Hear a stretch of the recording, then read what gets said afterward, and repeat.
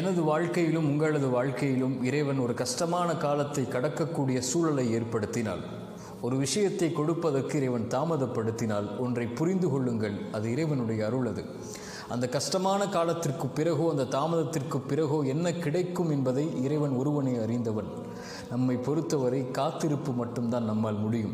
இறைவன் நோயை கொடுத்தால் தான் சுகத்தை கொடுக்க முடியும். இறைவன் கஷ்டத்தை கொடுத்தால் தான் இன்பத்தை உணர முடியும். வழியை கொடுத்தால் தான் அந்த வழி மறைந்ததற்கு பிறகு வரக்கூடிய மகிழ்வை அனுபவிக்க முடியும். உலகத்தில் இருள் வந்தால் எப்படி வெளிச்சம் வருமோ அதுபோன்று சிரமங்களும் கஷ்டங்களும் வந்தால்தான் அதற்கு பிறகு வரக்கூடிய நிலைமை இன்பமாக மகிழ்ச்சியாக மாறும். காரியங்கள் அனைத்தையும் அவன்தான் நிர்வகிக்கிறான்.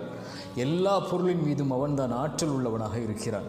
அவனை சார்ந்திருந்து அவன் கொடுக்கக்கூடிய விஷயத்தை கஷ்டத்திற்கு பிறகு காத்திருந்து பெற்றுக்கொண்டால் அதைவிட உலகத்தில் பெறக்கூடிய வெகுமதி எதுவும் இருக்க முடியாது.